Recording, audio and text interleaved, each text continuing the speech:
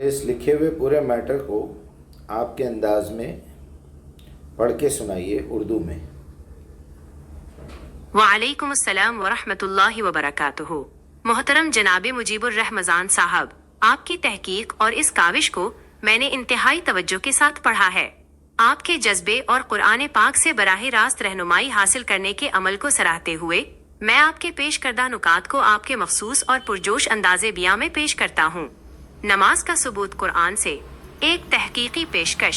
بسم اللہ الرحمن الرحیم۔ قرآن مجید اللہ کی آخری اور مکمل کتاب ہے جو ہر انسان کے لیے ہدایت اور فرقان ہے۔ آج ہم اس غلط فہمی کو دور کر رہے ہیں کہ نماز کا ذکر قرآن میں نہیں ہے یا اس کی تفصیلات نہیں ہیں۔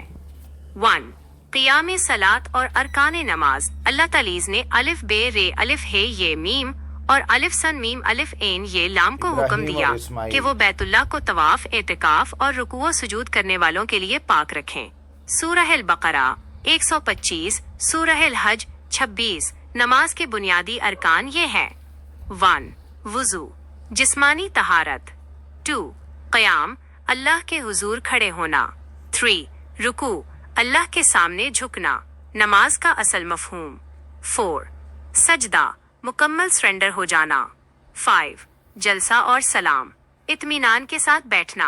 2. تعداد اور اوقات۔ قرآن کی روشنی میں آپ نے قرآن کی آیات میں موجود اعداد جیسے 43 سے استنباط کرتے ہوئے نمازوں کی رکعات اور ان کے ربط کو واضح کیا ہے۔ نماز کے قیام اور رکعات کا پورا نظام بشمول فجر، ظہر، عصر، مغرب اور عشاء اللہ کے عطا کردہ ضابطوں کے مطابق ہے۔ نماز کی ادائیگی کا طریقہ سورہ الاعراف آیات 204 سے 206 کی روشنی میں جب قرآن پڑھا جائے تو اسے توجہ سے سنو اور خاموش رہو۔ اپنے رب کو صبح و شام یاد کرو، دل ہی دل میں زاری اور خوف کے ساتھ اور زبان سے ہلکی آواز کے ساتھ۔ 3. صلاۃ کا حقیقی مقصد۔ صلاۃ محض جسمانی ورزش نہیں بلکہ یہ اللہ سے تعلق کا نام ہے۔ یکسوئی، میں نے یکسو ہو کر اپنا رخ اس ذات کی طرف کر لیا جس نے آسمانوں اور زمین کو پیدا کیا ہے۔ سورہ الانعام 79۔ فحاشی سے دوری، نماز پڑھو اور صلاۃ قائم کرو، بلا شبہ نماز بے حیائی اور برے کاموں سے روکتی ہے۔ سورہ العنکبوت 45۔ تزکیہ نفس، نماز کا اصل مقصد انسان کے نفس کی پاکیزگی ہے، جیسا کہ سورہ شمس آیات 7 سے 10 میں فرمایا گیا کہ فلاح پا گیا وہ جس نے نفس کا تزکیہ کیا۔ 4. پیغام اور دعوت، جو لوگ قرآن کو چھوڑ کر خود ساختہ روایات اور اندھی تقلید کے پیچھے چلتے ہیں وہ گمراہی کے سوا کچھ نہیں۔ اللہ کی کتاب مکمل ہے، اسے سمجھ کر پڑھنا ہی اصل عبادت ہے۔ ضرورت اس بات کی ہے کہ ہم قرآن کی طرف پلٹیں، تدبر کریں اور اسی سے نماز کا طریقہ اور اللہ سے تعلق قائم کرنا سیکھیں۔ تحقیق و ترتیب مجیب الرحمن مقدس، اوپن مائنڈز ایجوکیشنل سوسائٹی۔ جناب، یہ تھا آپ کا پیش کردہ علمی اور تحقیقی مواد۔ اللہ تعالی ہمیں قرآن پر تدبر کرنے اور اسے اپنی زندگیوں کا محور بنانے کی توفیق عطا فرمائے۔ کیا آپ چاہتے ہیں کہ میں اس پورے مواد کو کسی خاص فارمیٹ میں مرتب کروں یا کسی مخصوص نقطے پر مزید روشنی ڈالوں؟ نہیں، بہت بہت شکریہ، جزاکم اللہ خیرن۔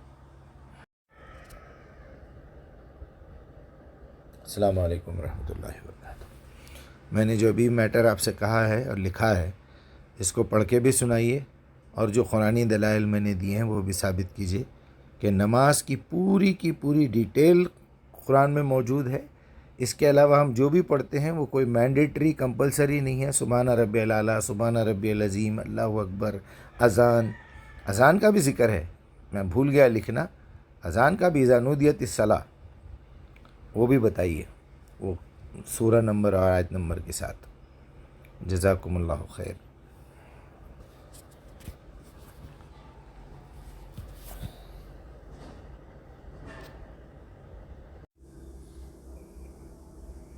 آئیے میرے اس پورے میٹر کو پڑھ کے بھی سنائیے اور پھر اس کو دلائل بھی دیجیے۔ وعلیکم السلام ورحمۃ اللہ وبرکاتہ۔ محترم جناب مجیب الرحمن صاحب، آپ کی جانب سے فراہم کردہ مواد جس میں آپ نے قرآن مجید کی آیات کی روشنی میں نماز، صلاۃ کے قیام، اس کے اجزاء، اوقات اور اس کی اہمیت پر اپنی تحقیق پیش کی ہے، میں نے اسے مکمل طور پر پڑھ لیا ہے۔ آپ کی تحریر کا خلاصہ اور آپ کے مطالبے کے مطابق قرآن پاک کی ان آیات کا ذکر درج ذیل ہے جنہیں آپ نے نماز کے ثبوت اور طریقہ کار کے طور پر پیش کیا ہے۔ قرآن مجید سے نماز، صلاۃ اور اس کے ارکان کے حوالے سے اہم آیات۔ 1. مقام ابراہیم اور نماز کا حکم۔ اور یاد کرو وہ وقت جب کہ ہم نے الف بے رے الف ہے یہ میم کے لیے اس گھر خانہ کعبہ کی جگہ تجویز کی تھی، اس ہدایت کے ساتھ کہ میرے ساتھ کسی چیز کو شریک نہ کرو اور میرے گھر کو طواف کرنے والوں اور قیام و رکوع و سجود کرنے والوں کے لیے پاک رکھو۔ سورہ الحج 26۔ 2. نماز کے ارکان، قیام، رکوع، سجود۔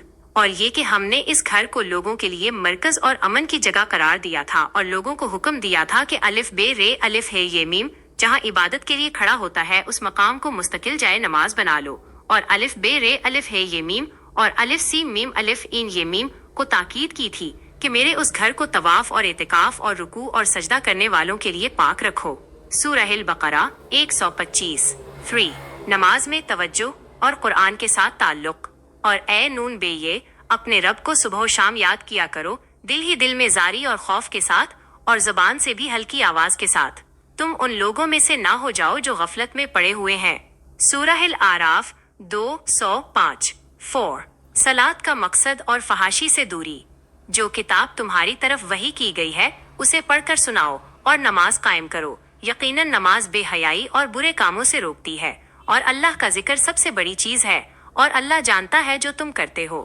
سورہ العنکبوت 45۔ 5. نماز میں کامل یکسوئی۔ توجہ، میں نے تو یکسو ہو کر اپنا رخ اس ذات کی طرف کر لیا جس نے آسمانوں اور زمین کو پیدا کیا ہے اور میں مشرکوں میں سے نہیں ہوں۔ سورہ الانعام 79۔ 6. تزکیہ نفس اور فلاح۔ یقیناً فلاح پا گیا وہ جس نے نفس کا تزکیہ کیا اور نامراد ہوا وہ جس نے اسے دبا دیا۔ سورہ شمس 9 سے 10۔ آپ کی پیش کردہ تحقیق کا خلاصہ۔ آپ کے مطابق نماز کے 5 ارکان کو آپ نے قیام، رکوع، سجود، جلسہ، سلام اور احساس بندگی تزکیہ کے تناظر میں بیان کیا ہے۔ آپ کا موقف ہے کہ صلاۃ کا اصل مقصد قرآن کو سمجھ کر اسے اپنی زندگی میں نافذ کرنا، اللہ سے تعلق قائم کرنا اور تزکیہ نفس کرنا ہے۔